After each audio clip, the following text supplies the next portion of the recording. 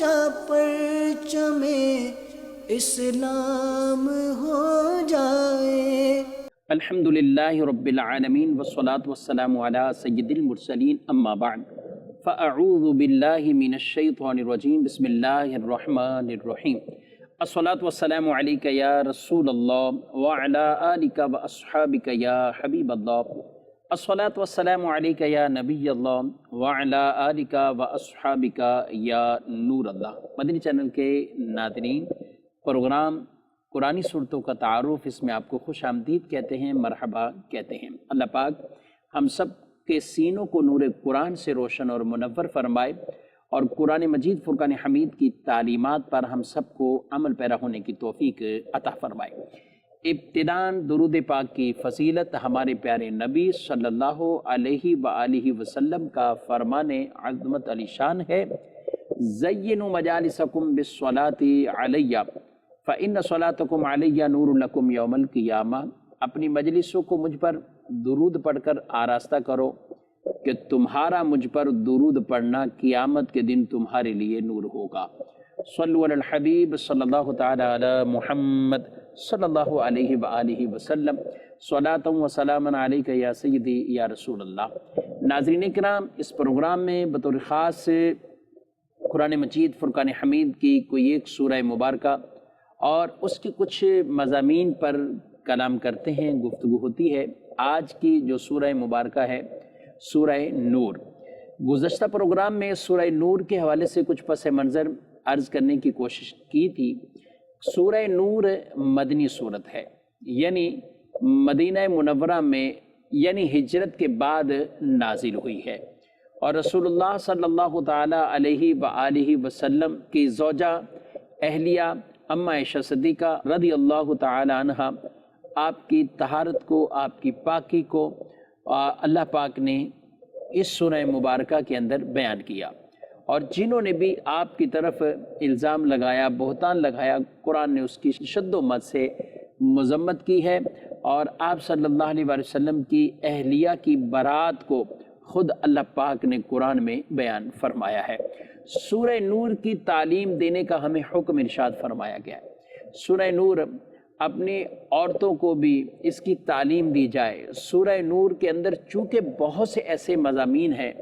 اور بہت سے ایسے اصول بیان کیے گئے ہیں کہ جس سے ہمیں اجتماعی زندگی کے اندر بھی بہت سا فائدہ پہنچے گا، لوگوں کی عزتوں کا تحفظ بھی، لوگوں کے مال کا بھی تحفظ، لوگوں کو ہر اعتبار سے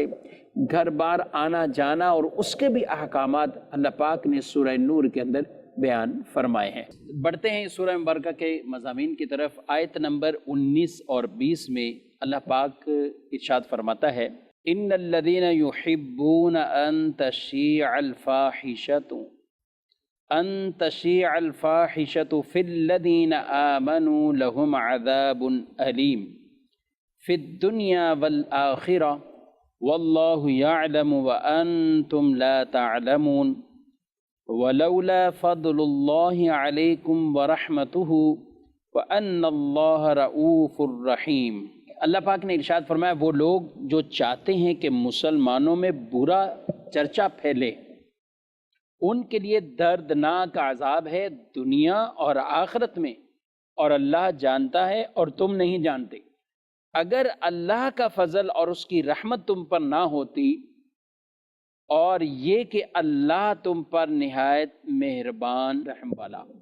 وَأَنَّ اللَّهَ رَؤُوفُ الرَّحِيمُ، وہ تم پر مہربان بھی ہے، تم پر رحم فرمانے والا بھی ہے۔ اس آیت مبارکہ میں اشاعت فاحشہ یعنی مسلمانوں کے اندر برائی پھیلانا، اس کی سخت مذمت کی گئی ہے۔ دنیا میں بھی ایسے لوگ دردناک تکلیفوں میں رہیں گے اور اخروی عذاب تو ہے ہی ہے، اور یہاں اس پر جو مراد لیا گیا، کہا کہ یہ فاحشہ سے تمام اقوال اور تمام افعال مراد ہے، بالخصوص برائی بدکاری تو مراد ہے ہی، لیکن دیگر ایسی تمام چیزیں، اور پھر ان کی اشاعت کرنا، ان کو پھیلانا، قرآن اس کی سخت مذمت کرتا ہے، قرآن اس سے منع کرتا ہے، اور ایسے لوگوں کو وعید سناتا ہے کہ جو مسلمانوں کے اندر اشاعت فاحشہ کرتے ہیں۔ اور یاد رکھیں یہ اشاعت فاحشہ اپنے مفہوم کے اعتبار سے اس کے اندر بڑی وسعت ہے کہ کیا کیا چیزیں اس میں شمار ہوں گی۔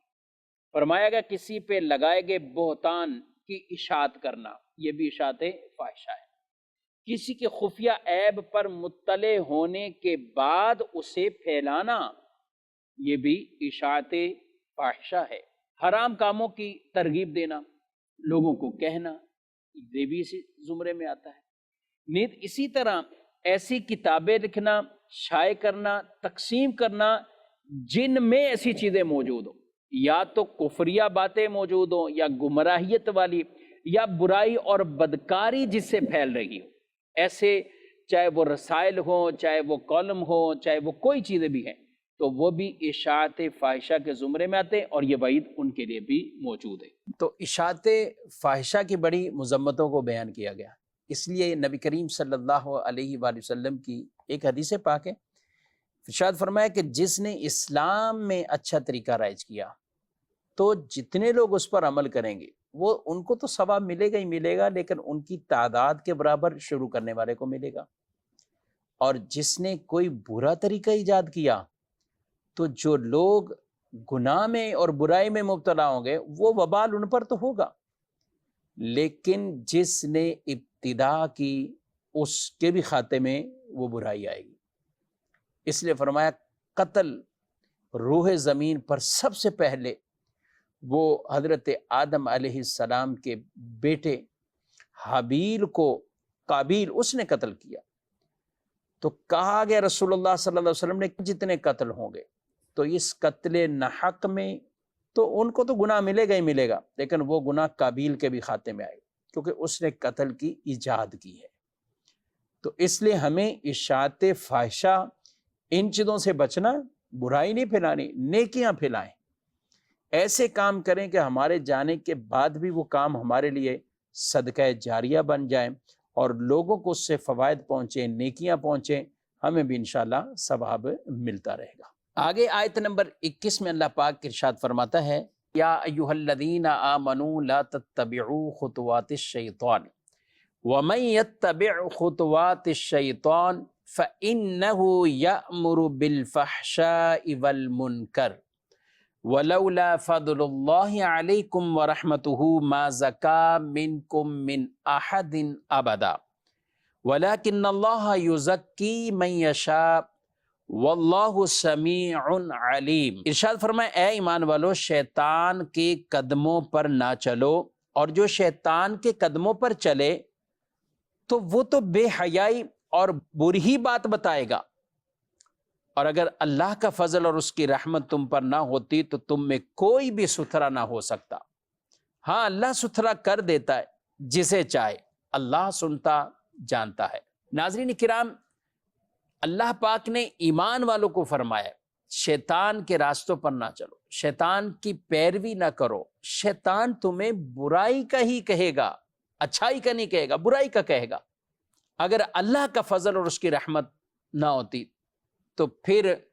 یہ توبہ والی جو صفائی ہے، پاکیزگی ہے، یہ نصیب نہ ہوتی۔ جو سیدھے راستے پر ہیں، پاکیزہ راستوں پر ہیں، گناہوں کی گندگیاں اور غلاظتیں ان سے دور ہیں، تو ان کو بھی اپنے اوپر اترانا نہیں ہے، فخر نہیں کرنا، کیونکہ یہ اللہ کا فضل اور اس کی رحمت ہی ہے کہ رب تبارک و تعالیٰ نے ایسے لوگوں کو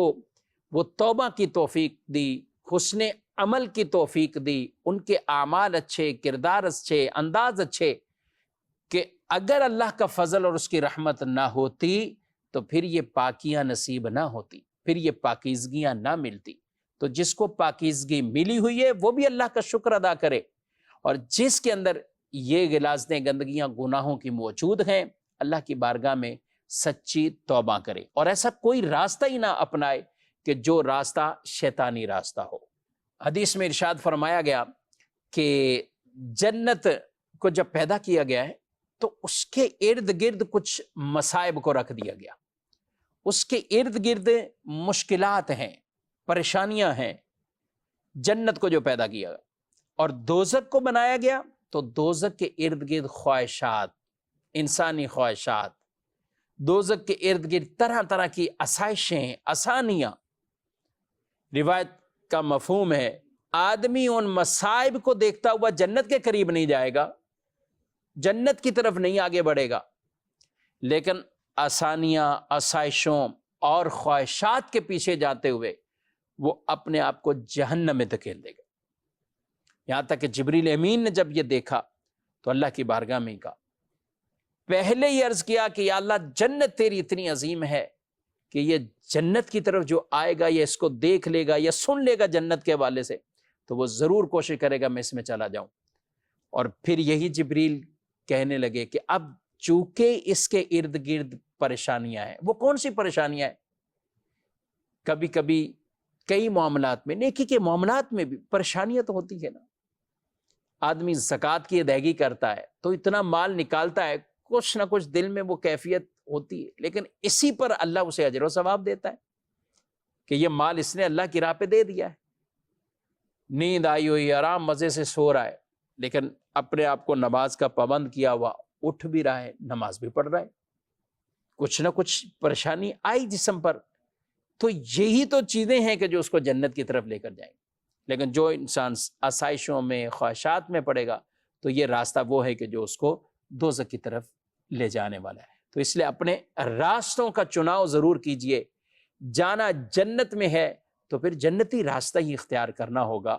اور جنتی راستہ وہ راستہ ہی ہے انبیاء کا راستہ، صدیقین کا راستہ، صالحین کا راستہ، وہ نیک بندوں کا راستہ، وہ انعام یافتہ لوگوں کا راستہ ہے۔ تو ان راستوں کی اتباع کریں، لیکن دوزخ والا راستہ وہ شیطان کے پیروکار جو ہوں گے، شیطانی کاموں میں جو لگے ہوں گے تو وہ دوزخ کی راستہ اختیار کیے ہوئے ہوں گے۔ آگے مزید ناظرین کرام بڑھتے ہیں، اور آیت نمبر 27 اللہ پاک نے یہاں پر بھی ایک ایسا اصول بیان فرما دیا اور ایمان والوں کو یہ حکم دیے۔ کئی آیات ایسی جن میں ایمان والوں کا ہی تذکرہ ہے، اور ہمیں as a Muslim, as a مومن، یہ چیزیں تمام تر وہ آیات مبارکہ جن میں ایمان والوں کو خطاب ہوا ہے ضرور پڑھنی اور سمجھنی چاہیے۔ اللہ پاک ارشاد فرماتا ہے، یا ایھا الذین آمنوا لا تدخلوا بیوتا غیر بیوتکم حتی تستأنسوا وَتُسَلِّمُوا عَلَىٰ أَهْلِهَا ذَلِكُمْ خَيْرٌ لَكُمْ لَعَلَّكُمْ تَذَكَّرُونَ۔ فرمایا ایمان والو اپنے گھروں کے سوا اور گھروں میں نہ جاؤ جب تک اجازت نہ لے لو، اور ان کے ساکنوں پر یعنی وہاں کے رہنے والوں پر سلام نہ کر لو، یہ تمہارے لیے بہتر ہے کہ تم دھیان کرو۔ ایک خاتون نے رسول اللہ صلی اللہ علیہ وسلم کی بارگاہ میں ایک سوال پیش کیا تھا۔ اس آیت کا پس منظر میں عرض کروں تو وہ کہتی ہیں کہ یا رسول اللہ صلی اللہ علیہ وسلم، میں یہ چاہتی ہوں کہ گھر پر کوئی آئے تو وہ کوئی اطلاع دے یا کچھ کہے، بات کرے کہ کبھی کبھی گھر میں بیٹھی عورت کی ایسی کیفیت حالت نہیں ہوتی کہ کوئی دوسرا آ جائے اوپر سے، چاہے اس کا والد ہی کیوں نہ ہو، چاہے اس کا بیٹا ہی کیوں نہ ہو، تو وہ یہ پسند نہیں کرتی۔ تو اس پر اللہ پاک نے یہ ایک اصول اور آیت مبارکہ نازل فرما دی، سبحان اللہ، یہ واضح حکم ارشاد فرما دیا، اے ایمان والو جاؤ ہی نہیں، داخل ہی نہ ہو، اور داخل ہونا ہے اجازت، پرمیشن اور سلام، یہ بات ارشاد فرما دی۔ اب یہ اجازت کے مختلف طریقے ہیں، آج کے دور میں دروازے بند ہیں، بیل لگی ہوئی ہے، آدمی اس طرح پرمیشن لیتا ہے۔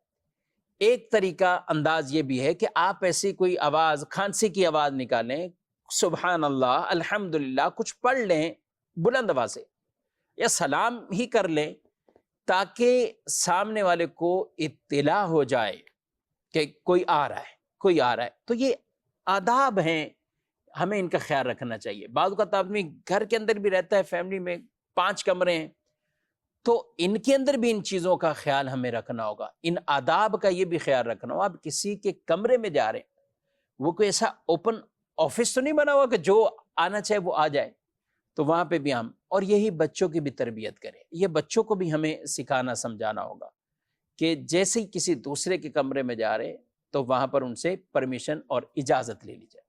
آگے مزید بڑھتے ہیں ناظرین کرام، آیت نمبر 30 میں اللہ پاک نے ارشاد فرمایا ہے، قُل لِّلْمُؤْمِنِينَ يَغُضُّوا مِنْ أَبْصَارِهِمْ وَيَحْفَظُوا فُرُوجَهُمْ ذالک ازکا لہم ان اللہ خبیر بما یصنعون۔ فرمایا مسلمان مردوں کو حکم دو اپنی نگاہیں کچھ نیچی رکھیں اور اپنی شرمگاہوں کی حفاظت کریں، یہ ان کے لیے بہت ستھرا ہے، بے شک اللہ کو ان کے کاموں کی خبر ہے، یعنی اللہ جانتا ہے۔ یہ ایک بہت اہم پوائنٹ اور اہم حکم کہ ارشاد فرمایا مسلمان مردوں کو حکم دیا گیا اپنی نگاہیں نیچی رکھیں اور ایسی چیز کی طرف نگاہ کرنا جو جائز ہی نہیں جس کو دیکھنا، تو مردوں کو حکم دے دیا نگاہیں نیچی رکھو۔ آگے عورتوں کے لیے بھی یہ ارشاد فرمائے وَقُلْ لِلْمُؤْمِنَاتِ يَغْضُضْنَ مِنْ أَبْصَارِهِنَّ وَيَحْفَظْنَ فُرُوجَهُنَّ، اور مومن عورتوں سے بھی کہہ دیجئے کہ وہ اپنی نگاہیں نیچی رکھیں اور اپنی پاک دامنی کی حفاظت کریں۔ یہ ایک اہم ترین حکم مردوں کے لیے بھی اور خواتین کے لیے بھی، یہ دونوں کے لیے، کہ بد نظری سے اپنے آپ کو بچائیں۔ رسول اللہ صلی اللہ تعالیٰ علیہ وآلہ وسلم نے لوگوں سے ارشاد فرمایا کہ تم راستوں میں بیٹھنے سے بچو، راستے میں نہ بیٹھا کرو۔ اب جب یہ صحابہ نے سنا راستے میں نہ بیٹھیں تو عرض کی یا رسول اللہ صلی اللہ علیہ وسلم راستوں میں بیٹھے بغیر تو ہمارا گزارا نہیں ہے، یعنی بیٹھنا ہی پڑتا ہے راستوں میں، اس کے بغیر ہمارا گزارا نہیں ہے۔ آپ صلی اللہ علیہ وآلہ وسلم نے ارشاد فرمایا کہ اگر تمہیں اس کے بغیر گزارا نہیں ہے، کوئی چارہ ہی نہیں ہے، تو راستوں کے حق ادا کر دیا کرو، حق ادا کرو۔ صحابہ پوچھنے لگے یا رسول اللہ صلی اللہ علیہ وسلم وہ حق کیا ہیں، راستے کے حق کیا ہیں؟ تو آپ صلی اللہ علیہ وسلم نے فرمایا نظر نیچی رکھنا، تکلیف دہ چیز کو دور کرنا، سلام کا جواب دینا، نیکی کی بات کہنا، دعوت دینا اور برائی سے منع کرنا، یہی راستے کا حق ہے، یہی راستے کا۔ ہمارے اس بیٹھنے سے کسی کو تکلیف نہ پہنچے۔ راستوں سے بیٹھنے سے کیوں ممانعت فرمائی؟ اس لیے فرمائی کہ عورتیں ہیں، بہنیں ہیں، ان کو بھی وہیں سے گزرنا ہے، تو کسی کے لیے کوئی باعث شرمندگی نہ ہو، تو اس لیے مردوں کو یہ خاص طور پر حکم دیا گیا ہے۔ راستے میں بیٹھنا ہے، گلیوں میں بیٹھنا ہے، کہیں چوک میں بیٹھنا ہے، کہیں بھی بیٹھنا ہے، اولاً اس بیٹھک سے راستہ تنگ نہ ہو، اس بیٹھنے سے دوسرے خوف زدہ نہ ہو، اور اس بیٹھنے سے کسی کی ماں بہن وہاں سے جو گزر رہی ہے اسے کوئی شرمندگی محسوس نہ ہو۔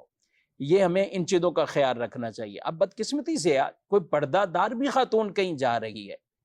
تو کچھ لوگوں کی طبیعتوں میں پتہ نہیں کیسی چیز ہے کہ وہ